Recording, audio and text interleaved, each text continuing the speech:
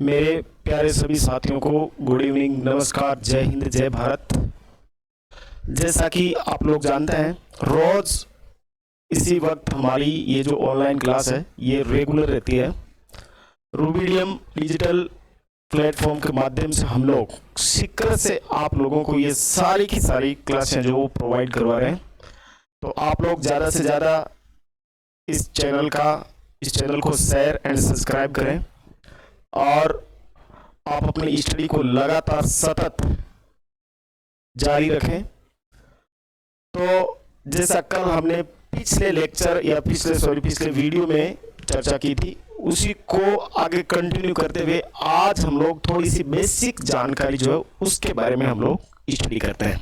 देखो, जैसे आमतौर पर ये सारी की सारी चीज़ें आप लोगों को हर कहीं पर, हर किसी YouTube चैनल पर आप लोगों को नहीं मिल पाती, लेकिन यहाँ हम लोग इसको बहुत अच्छी तरीके से, एकदम सिंपल तरीके से ये सारी चीज़ें स्टडी करेंगे। देखो, कंपटीशन का दौर है और इस कंपटीशन के दौर में सारे क्वेश्चन रिपीट नहीं हो पाते। कुछ ना कुछ एग्जामिनर जो वो नया ढूंढता रहता है। उसी दौर में हम भी एग्जामिनर को पकड़ तो नहीं सकते, लेकिन उसके साथ चलने की कोशिश जो है वो करते रहेंगे। इसी क्रम में आज हम लोग राजस्थान को लेकर, जैसा कि राजस्थान की ज्योग्राफी को लेकर हमारा रोज का ये सेशन चलता रहता है, सेम उसी सेशन को कंटिन्यू करते हुए आज हम लोग कुछ बेसिक चीज़ों के बारे में चर्चा कर लेते हैं।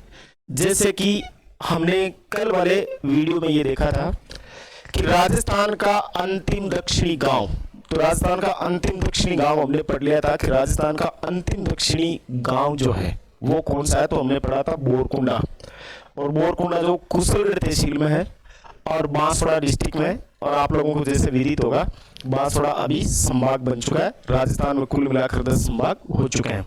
सेम इसी प्रकार से राजस्थान का अंतिम उत्तरी गांव जो था वो कोणा गांव था, और तहसील कौन सी थी?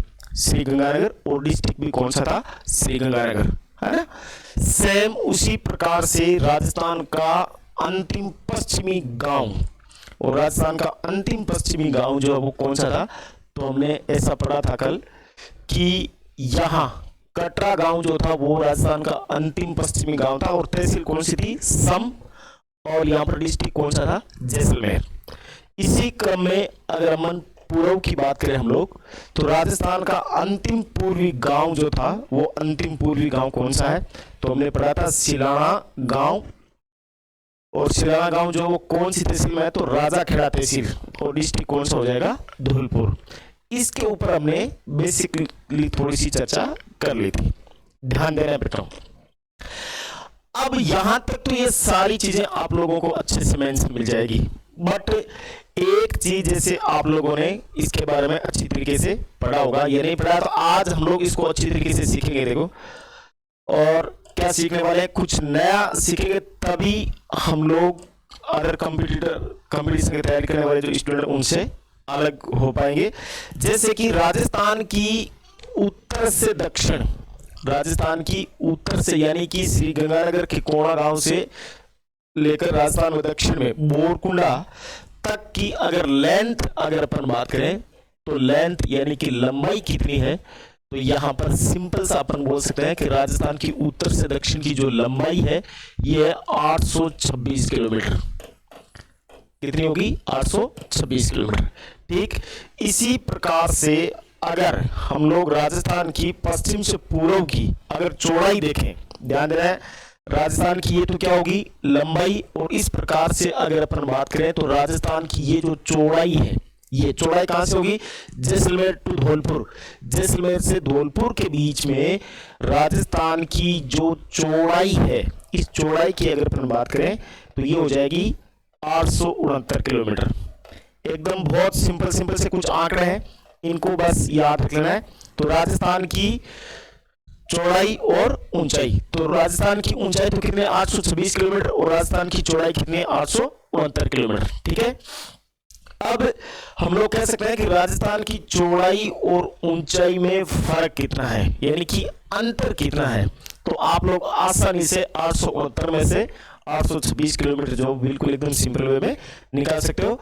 तो 69 में से जैसे ही हम लोग 26 निकालेंगे तो सिंपल सा आ जाएगा, देखो कितना, तो ये आ जाएगा आपका 3 और 4 43 किलोमीटर, है ना। तो राजस्थान की उत्तर से दक्षिण और पूर्व से पश्चिम में जो अंतर आप लोगों को देखने को मिलेगा, ये कितने किलोमीटर का मिलेगा, 43 किलोमीटर का। अब इसी प्रकार से हमें और क्या इस मैप में सिंपल सा अच्छे से समझ में आने वाली चीजें जो वो पढ़नी है, तो इसमें कुछ नया अगर हम लोग जैसे नहीं पढ़ेंगे तो हम कंपटीशन की दुनिया से पीछे छूट जाएंगे। और इसी क्रम में हमारी जो 4 डायरेक्शन है, इस 4 डायरेक्शन की अगर अपन लोग बात करें तो ये चीजें थोड़ा सा अपने को ध्यान रखना। देखो जैसे ये डायरेक्शन कौन सी है, नॉर्थ, और ये कौन सी है, वेस्ट। तो उत्तर पश्चिम में यहां पर ये जो डायरेक्शन होगी अपने सामने, ये डायरेक्शन कौन सी होगी, तो ये डायरेक्शन होगी उत्तर और पश्चिम। उत्तर पश्चिम में जो डिस्ट्रिक्ट है अपने राजस्थान का वो कौन सा होगा, बीकानेर। देखो यहां पर बीकानेर होगा। उत्तर पश्चिमी राजस्थान का लास्ट उत्तर पश्चिम में स्थित जिला कौन सा है, तो राजस्थान का आखिरी उत्तर पश्चिम में स्थित जिला कौन सा होगा, बीकानेर। सेम इसी प्रकार से ये देखो डायरेक्शन कौन सी है, साउथ दक्षिण, और ये कौन सी है, पूर्व। तो दक्षिण और पूर्व के बीच यहां जो डायरेक्शन निकल कर आएगी अपने यहां पर, और हम लोग कह सकते हैं कि राजस्थान का आखिरी दक्षिण पूर्व में स्थित आखिरी डिस्ट्रिक्ट जो वो कौन सा है, झालावाड़ है। कौन सा होगा, झालावाड़। जैसे राजस्थान का उत्तरी जिला कौन सा था, गंगानगर, इसी प्रकार से राजस्थान का दक्षिणी जिला कौन सा हो गया था, आपका बांसवाड़ा। अब सेम एज सेम इसी प्रकार से ये डायरेक्शन की अगर अपन बात करें तो झालावाड़ का अगर जैसे ही पूछा जाए तो झालावाड़ राजस्थान का अंतिम दक्षिणी और पूर्वी जिला है। राजस्थान का अंतिम दक्षिणी पूर्वी जिला कौन सा होगा, तो राजस्थान का अंतिम दक्षिणी पूर्वी जिला हो जाएगा आपका कौन सा, झालावाड़। और राजस्थान का अंतिम उत्तरी पश्चिमी जिले की अगर अपन बात करें तो अंतिम उत्तरी पश्चिमी जिला कौन सा हो जाएगा, बीकानेर।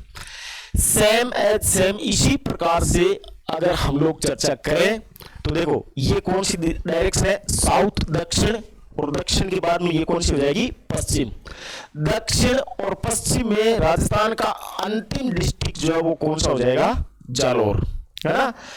ये सिंपल सा थोड़ा सा ध्यान रखना। बट नए अपडेशन के अकॉर्डिंग अगर अपन बात करें तो यहाँ जालोर ने आखिर यहाँ पर कौन सा आ जाएगा, सांचौर। तो ये चीज ध्यान रखना है। राजस्थान में अभी जो 19 डिस्ट्रिक्ट नए बने हैं उनमें जालोर से अलग होकर जो जिला बना है वो कौन सा है, सांचौर। तो यहाँ पर ये चीज आपको मेंशन करनी है। हो सकता है इस प्रकार का कोई क्वेश्चन आए, जैसा मैंने आपको पीछे वाले लेक्चर में वीडियो में आपको बता दिया था कि राजस्थान के 19 नए जो जिले बने उनमें राजस्थान के अंदर का जो भूगोल है वो लगभग बहुत सारा उसमें, या हम लोग बोल सकते हैं लगभग सारा चेंज हो चुका है। तो उसमें हम लोग इसको अच्छे से स्टडी करेंगे और इस नए डिस्ट्रिक्ट को लेकर एक बहुत जल्दी अपना एक नया वीडियो जो वो आने वाला है जिसमें आप लोग एकदम सिंपल तरीके से इन सब चीजों को सीख पाएंगे।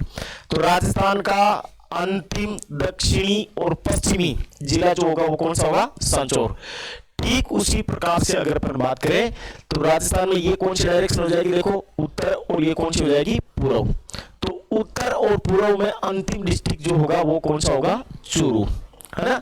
जैसे हमने उत्तर दक्षिण पूर्व पश्चिम की लंबाई और चौड़ाई देखी थी, उसी प्रकार से अगर हम लोग बात करें तो यहां से हम लोग किसकी चर्चा करेंगे, सबसे पहले उत्तर पूर्व यानी कि चूरू से लेकर सांचौर जालोर के बीच में यहां पर जो राजस्थान की ये जो लेंथ है, ये लंबाई है। तो इस लंबाई की अगर अपन बात करें तो ये लंबाई हो जाएगी आपको 784 किलोमीटर, 784 किलोमीटर। तो ये 784 किलोमीटर है और इसी को थोड़ा सा अच्छे से ध्यान रखना है, 784 किलोमीटर।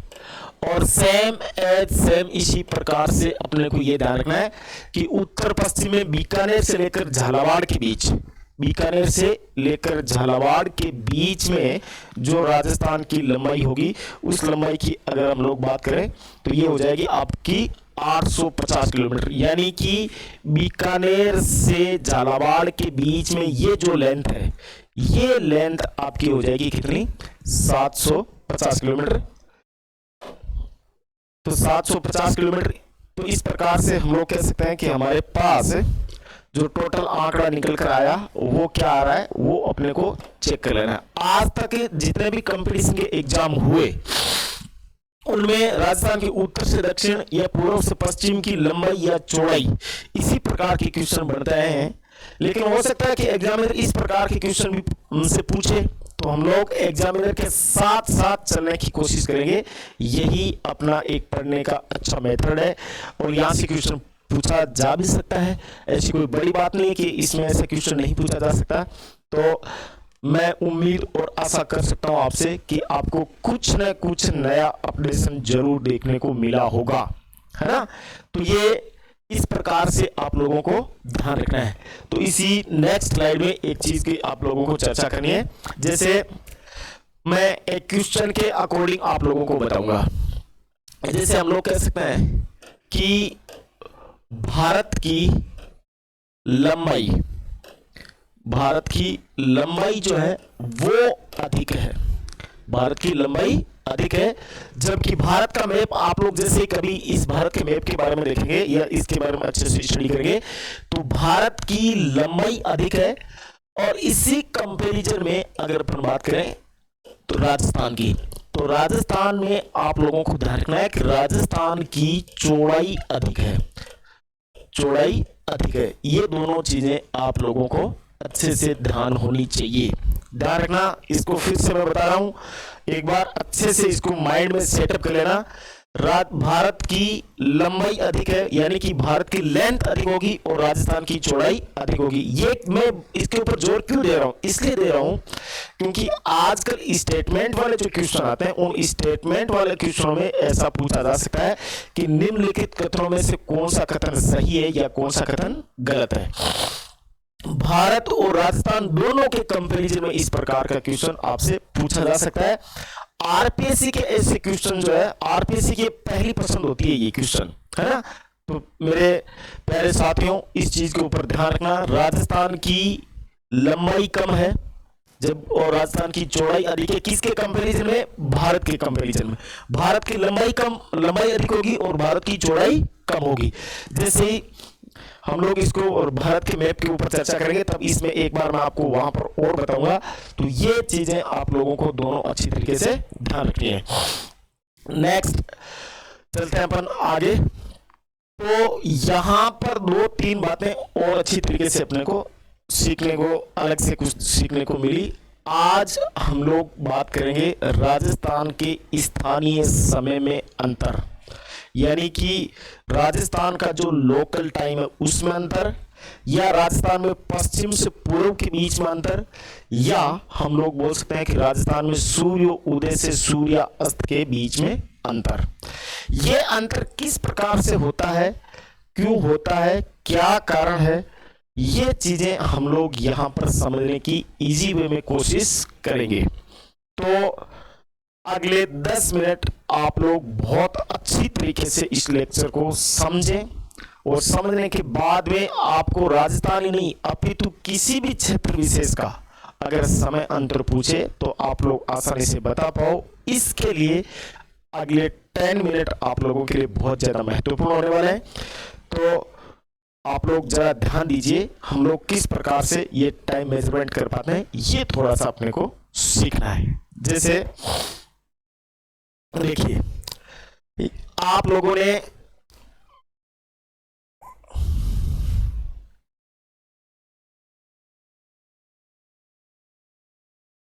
जैसे ग्लोब के बारे में आप लोगों ने अच्छी तरीके से देखा होगा और ग्लोब में आप लोगों को आज और कुछ अलग से जो जानकारी देखने को मिलेगी उसके बारे में आपको थोड़ा सा समझना है। यहाँ पर देखें ग्लोब में, जैसे हमने पिछले लेक्चर में ये स्टडी किया था कि ग्लोब में खड़ी रेखाएं जो होती है उनको अपन क्या बोलते हैं? देशांतर रेखाएं। ये हम लोग क्या पढ़ रहे हैं इसके बारे में मैं फिर से आपको बता रहा हूं, देखना। यहां अपना आज का जो नया टॉपिक रहेगा, इस टॉपिक में आप लोगों को यह पता करना है कि राजस्थान में समय का अंतर, राजस्थान में समय अंतर, राजस्थान में समय अंतर बोल सकता है या हम लोग बोल सकते हैं कि राजस्थान में सूर्य उदय से सूर्य अस्त के बीच में अंतर, या राजस्थान के लोकल टाइम में अंतर क्या है। तो इसकी आज पूरी तरीके से हम लोग इसको अच्छी तरीके से समझेंगे। किस प्रकार से समझना है ये थोड़ा सा बोर्ड के ऊपर आप लोगों को ध्यान देना है। कैसे, देखो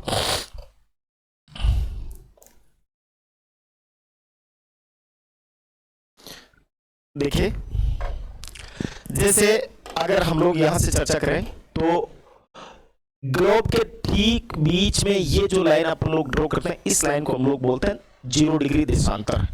और इस 0 डिग्री देशांतर से यानी कि पूर्व साइड की तरफ, यहां सॉरी पश्चिम की तरफ, और इस साइड में अगर हम लोग बात करेंगे तो पूर्व की तरफ, तो ग्लोब पर ये टोटल जो देशांतर रेखाएं होती है ये 360 होती है। ये चीज का थोड़ा सा, इस चीज को आप अच्छी तरीके से ध्यान रखना। देखो, और ये मैं क्यों बता रहा हूं आपको, अभी थोड़ी देर में समझ में आएगी। देखो ध्यान देना, ये मैं इसलिए बता रहा हूं कि अगर आप लोग किसी भी क्षेत्र विशेष का समय अगर निकालेंगे तो ये समय की जानकारी हमें किस चीज से मिलती है, तो देशांतर रेखाओं से। अर्थात देशांतर रेखाओं का यूज या उपयोग हम लोग जिस सेंस में करते हैं वो सेंस है समय।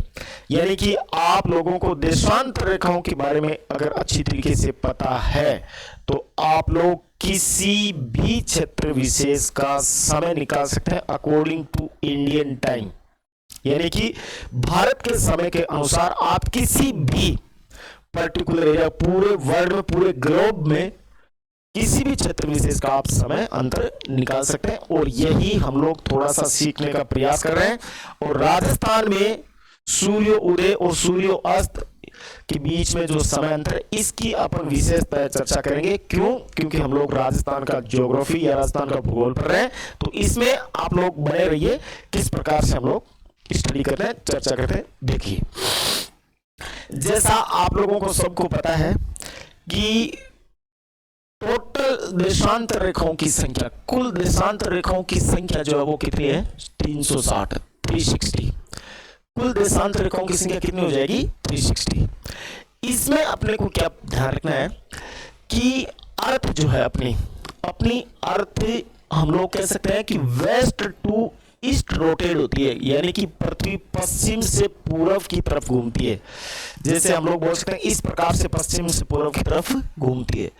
और यहां पर आप लोगों को बहुत अच्छी तरीके से इस चीज का पता होना चाहिए कि अर्थ अपने अक्ष पर, अर्थ जहां कहीं पर भी इस ब्रह्मांड में है, उस जगह पर अगर अपन लोग बात करें तो अपनी पृथ्वी एक चक्कर अपनी जगह पर ही अगर पूरा कर लेती है तो उसे समय लगता है 24 घंटे का, 24 आवर्स। ध्यान से सुनना है, समझना अच्छे से। अगर मैं आप लोगों को इस प्रकार से ये बताऊं, मान लीजिए कि ये ग्लोब है, एग्जाम्पल के तौर पर बता रहा हूं, यानी कि ये ग्लोब है, ये अपने अर्थ है, और ये अर्थ अगर अपनी जगह पर एक राउंड पूरा कर लेती इस प्रकार से, तो उसे टाइम पीरियड जो लगता है वो लगता है 24 आवर्स, यानी कि 24 घंटे का। यानी कि यहां पर थोड़ा सा आप लोग समझेंगे कि एक राउंड पूरा होने में समय तो 24 घंटे का लग रहा है, बट ये ग्लोब या ये अर्थ जो है वो 24 घंटे में कितने देशांतर रेखाओं का एक चक्कर पूरा कर लेती है, तो 360 देशांतर रेखाओं का एक चक्कर पूरा कर लेती है। ये बात आपको अच्छी तरीके से पता होनी चाहिए। तो अब आगे की कैलकुलेशन क्या होगी, ये थोड़ा सा समझना। देखो क्या, अर्थ 360 देशांतर रेखाओं का एक चक्कर पूरा करने में, एक राउंड पूरा करने में कितना समय लेती है, 360। तो इसी में हमें आगे क्या पढ़ना है, देखो अगर मैं आपसे यहां पर सिंपल सी कैलकुलेशन के अकॉर्डिंग आपको बताऊं कि अर्थ जो है अगर 360 देशांतर रेखाओं का एक चक्कर पूरा करने में अगर 24 घंटे का समय अगर लेती है, तो हम लोग सिंपल सा कह सकते हैं कि एक घंटे में, यानी कि एक घंटे में अर्थ कितने देशांतर घूम जाएगी, तो हम लोग बोल सकते हैं 360 बटा 24 इजिकल टू 15 डिग्री देशांतर। ये चीज थोड़ा सा आप लोगों को समझना है, यहां पर देखनी है, फिर से समझना है इसको।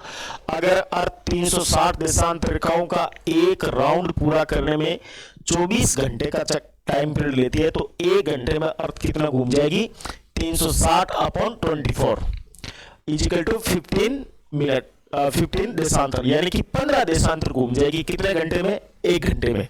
अब वही सेम वापिस इसी को पकड़ करना है कि अगर अर्थ 1 घंटे में 15 डिग्री देशांतर घूम जाती है, तो एक देशांतर घूमने में अर्थ को कितना समय लगेगा। यहां पर थोड़ा सा मैथ का टॉपिक चल रहा है, थोड़ा सा समझ लेना है, बट ये समझेंगे तो हम लोग किसी भी स्थान का समय निकाल पाएंगे, हमें किसी भी प्रकार की कोई प्रॉब्लम यहाँ पर नहीं हो पाएगी। हमें बिल्कुल बेसिक तौर के ऊपर इन चीजों को समझना है।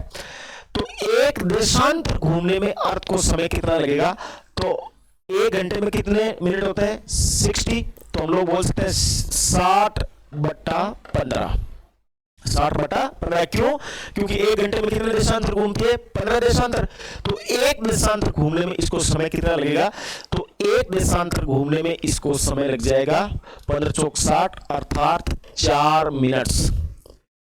कितना समय लग जाएगा, 4 मिनट्स। ये चीज अपने को पता होनी चाहिए। तो एक बार फिर से मैं आप लोगों के सामने फिर से इसको रिवाइज कर रहा हूं, थोड़ा सा अच्छे से समझ लेना, क्योंकि थोड़ा सा डिफिकल्ट टॉपिक है, समझोगे तो आराम से समझ में आ जाएगा।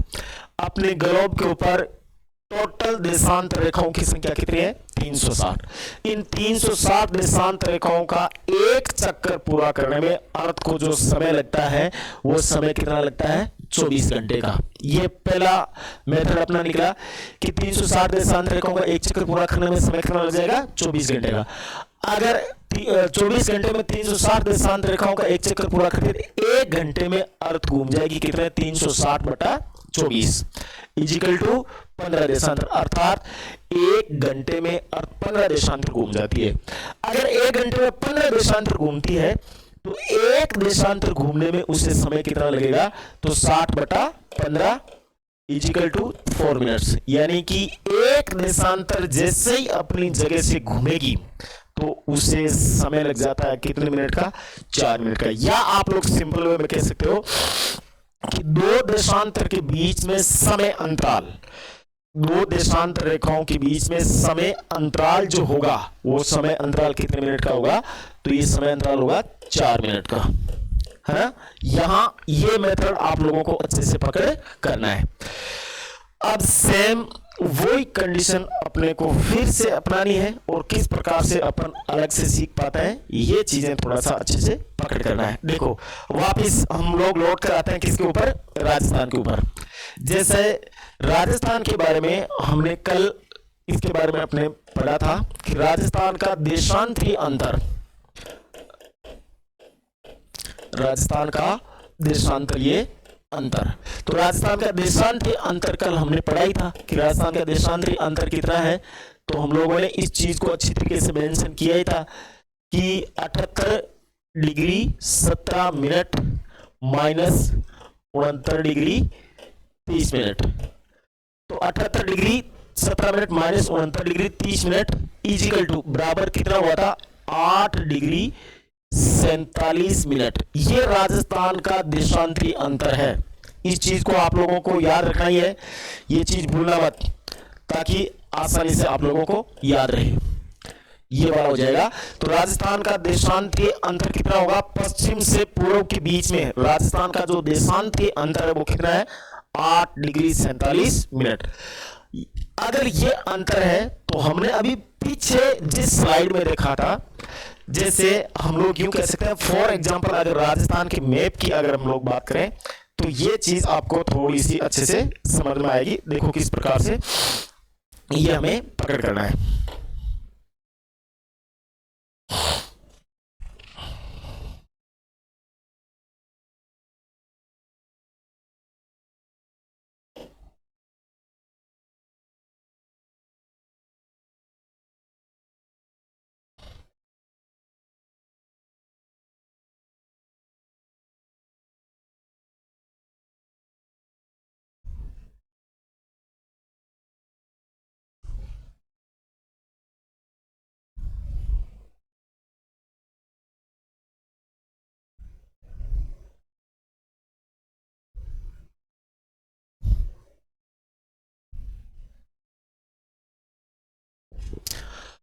तो मैप के अकॉर्डिंग अपने को थोड़ा सा इसके बारे में देख लेना है, थोड़ा सा देखना क्या है।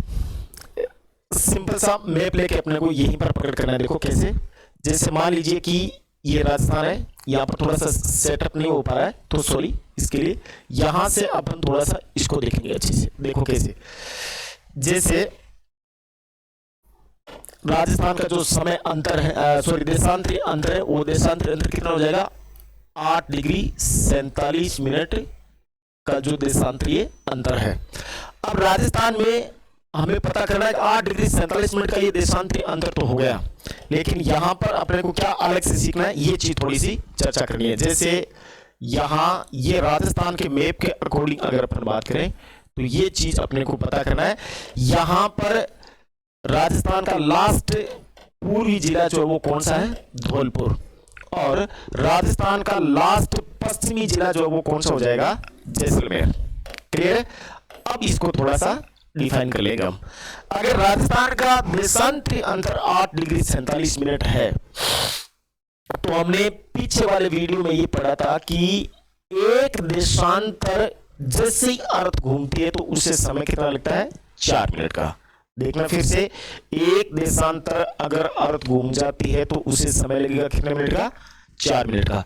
तो अब हम 8 डिग्री और 47 मिनट को 4 मिनट से मल्टीप्लाई करेंगे, गुणा करेंगे। और ध्यान देना है, ज्योग्राफी की लैंग्वेज में हम लोग कह सकते हैं कि ये जो पॉइंट अगर हम लोग लगाते हैं इसको हम लोग डिग्री से डिनोट करते हैं, और इस प्रकार से एक लाइन जो है उसको हम लोग डिनोट करते हैं मिनट से, और डबल लाइन जो होती है इस डबल लाइन को अपन डिनोट करते हैं किससे, सेकंड से। तो डॉट किसको डिनोट करता है, डिग्री को। एक इस प्रकार से लाइन जो होगी वो किसको डिनोट करेगी, मिनट को, और डबल लाइन होती है किसको डिनोट करेगी, सेकंड को। तो यहां पर देखना है, जैसे हमने 8 डिग्री 47 मिनट को मल्टीप्लाई किया किससे, 4 मिनट से। ये 4 मिनट से मल्टीप्लाई क्यों करेंगे, क्योंकि राजस्थान का देशांतरीय अंतर 8 डिग्री 47 मिनट है, 8 डिग्री और 47 मिनट है। एक देशांतर अर्थ जैसी घूमेगी तो उसको टाइम पीरियड कितना लगेगा, 4 मिनट का। तो हमें यहां पर 8 डिग्री 47 मिनट को 4 डिग्री से मल्टीप्लाई गुणा करना है। तो मैं आपकी जानकारी के लिए पहले ही बता देता हूं, सुन लेना यहां पर, कि जब मिनट को मिनट से मल्टीप्लाई किया जाता है तो सेकंड आएगा। मिनट को मिनट से मल्टीप्लाई करने पर क्या आएंगे अपने पास, सेकंड। फॉर एग्जांपल जैसे 7 चौक 28, हासिल की 2, और 4 चौक 16 और 2 18, ये 188 यानी कि 188 जो आए ये मिनट नहीं आए, ये क्या, ये सेकंड है। इस प्रकार से क्लियर है। दूसरी बात, जब हम लोग यहां पर 8 डिग्री है और यहां पर क्या है, मिनट, 8 डिग्री को या हम लोग बोल सकते हैं मिनट को जब डिग्री से मल्टीप्लाई करेंगे तब अपने पास आएगी मिनट। फिर से बोल रहा हूं, मिनट को डिग्री से मल्टीप्लाई करने पर अपने पास क्या आएगी, मिनट आएगी। तो 8 चौक 32, ये 32 क्या आ गई अपने पास, मिनट। अब देखना है राजस्थान का जो स्थानीय समय यानी कि धौलपुर और जैसलमेर के बीच में जो समय का अंतर होगा, जो समय का अंतर होगा वो कितना होगा, इसके लिए अपने को समझना है। तो 188 सेकंड का मतलब हो जाएगा 3 मिनट और 8 सेकंड। 3 मिनट और कितना हो जाएगा, 8 सेकंड। तो ये 3 मिनट और 8 सेकंड हम लोग ऐड कर देंगे किसमें, 32 मिनट में। तो टोटल अपने पास कितना हो गया, तो टोटल अपने पास हो गया 35 मिनट और 8 सेकंड। 35 मिनट और 8 सेकंड। अब ये कंक्लूजन निकलने के बाद में अब आगे अपने को क्या ध्यान रखना है ये समझना है। थोड़ा सा देखो, सॉरी, धौलपुर और जैसलमेर के बीच में समय का अंतर जो होगा, या राजस्थान के लोकल टाइम में अंतर जो होगा, या राजस्थान में पश्चिम से पूर्व के बीच में जो समय का अंतर होगा वो अंतर कितना होगा, तो ये होगा एग्जैक्ट 35 मिनट और 8 सेकंड का। लगभग में अगर आपको 36 मिनट मिले तो इसमें कोई दोहराए किसी प्रकार की कोई प्रॉब्लम नहीं होगी।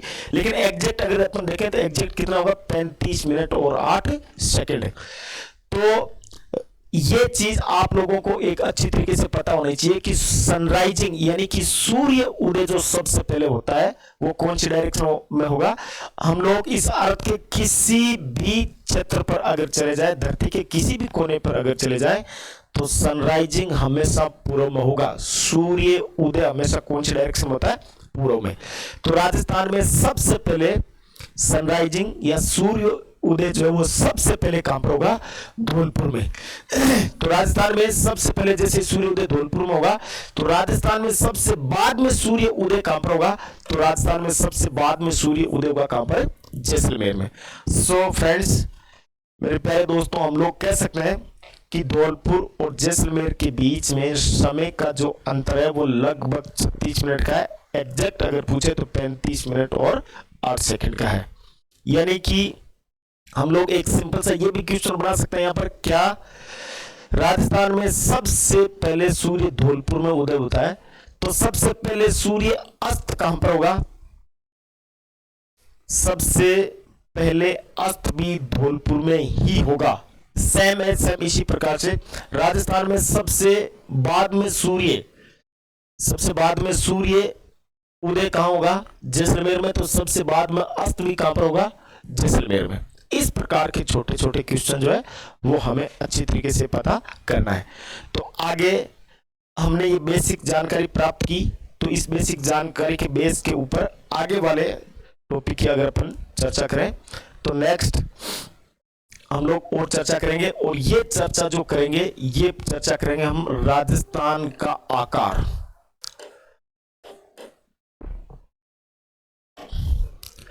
राजस्थान की आकृति।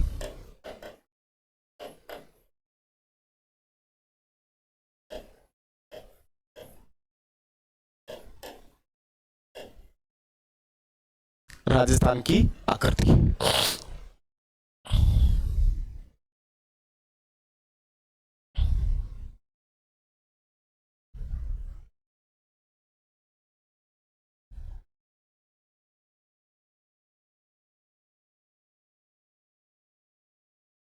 आकृति को लेकर हम लोग जो चर्चा करेंगे, इससे कई बार क्वेश्चन आए हुए हैं, है ना। और राजस्थान के कई ऐसे डिस्ट्रिक्ट है जिनकी आकृति को लेकर भी अलग अलग कंपटीशन एग्जाम में अलग अलग टाइप के क्वेश्चन जो है वो पुटअप किए हुए हैं। तो उनको अपने को अच्छी तरीके से पढ़ना है। सबसे पहले हम लोग राजस्थान की बात करेंगे, अदरवाइज इसके बाद में राजस्थान के कई ऐसे डिस्ट्रिक्ट है जिनकी आकृति जो चेंज हो चुके हैं। जैसे आप लोग कह सकते हो कि सीकर की पहले जो आकृति थी, सीकर जिला जो था उसकी आकृति थी कटोरे नुमा या प्याले नुमा, बट सीकर से अभी नीम का थाना डिस्ट्रिक्ट अलग से एक नया जिला बन चुका है। तो उसको लेकर सीकर का जो आकार आकृति वगैरह जो थी वो अब थोड़ी सी चेंज हो जाएगी। तो हम लोग पहले राजस्थान के बारे में देखेंगे। तो सबसे पहले अपने को यह ध्यान रखना है कि राजस्थान की आकृति के बारे में बताने वाला विद्वान कौन था, यानी कि इस आकृति के बारे में सबसे पहले किस विद्वान ने हमें बताया। तो ध्यान रखना है, राजस्थान की आकृति के बारे में बताने वाला पहला विद्वान जो था वो थे प्रोफेसर। वो कौन थे? तो यहां पर ध्यान रखना आपको, professor TH. Hadlee. TH. Hadlee. यहां मेंशन करना इस चीज को कि राजस्थान की आकृति के बारे में बताने वाले पहले विद्वान जो थे वो कौन थे? Professor TH. हेडले।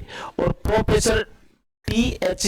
हेडले ने अपने को बताया था कि राजस्थान की जो आकृति है वो किस आकार की है। तो इसको लेकर अपने को 2-3 नाम याद रखने हैं, और 2-3 नाम याद कौन कौन से रखने हैं तो ये चीज ध्यान रखना। तो प्रोफेसर टी.एच. हेडले के अनुसार राजस्थान का आकार क्या है? तो राजस्थान का आकार हमें एक तो ध्यान रखना, विषम कोणीय, यानी कि राजस्थान की अगर आकृति को अपन अच्छे से देखेंगे तो इसमें विषम कोणों वाला राजस्थान अपने को नजर आएगा। तो राजस्थान की आकृति को लेकर अपन देख सकते हैं कि एक तो बोलेंगे विषम कोणीय चतुर्भुजाकार, विषम कोणीय चतुर्भुजाकार, यानी कि इसमें एक जैसा कोण कोई नहीं, विषम आकार के कोण है, इसीलिए हम लोग इसको क्या बोलते हैं, विषम कोणीय। और कैसा है, विषम कोणों के साथ कैसा है, चतुर्भुज के जैसा। तो राजस्थान की आकृति किस प्रकार की होगी, विषम कोणीय चतुर्भुजाकार। किसके according, according to professor T.H. Hadley. और इसी विषम कोणीय चतुर्भुज की अगर अपन बात करें तो यहीं से अपन कह सकते हैं कि विषम कोणीय चतुर्भुजाकार। और एक नाम अपने को इसमें और मिलता है कि राजस्थान की आकृति कैसी है, तो इसको अपन बोलते हैं पतंगाकार, यानी कि राजस्थान का आकार जो वो कैसा होगा, पतंग के आकार का। तो विषम कोणीय चतुर्भुज भी सही है, पतंगाकार भी सही है। एक नाम इसके बारे में अपने को और मिलता है, वो मिलता है रोहम्बस, यानी कि राजस्थान का आकार जो है, इसको लेकर 3 वर्डिंग यूज की जाती है। और ये 3 वर्डिंग कौन कौन सी है, तो हम लोग सिंपल सा बोल सकते हैं, राजस्थान की आकृति के बारे में बताने वाला पहला विद्वान प्रोफेसर T.H. हेडले थे।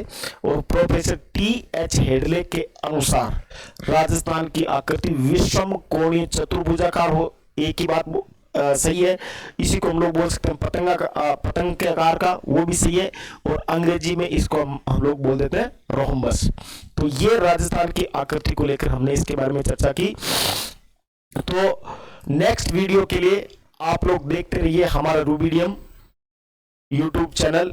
तब तक के लिए आप सभी दोस्तों को जय हिंद, जय भारत, नमस्कार।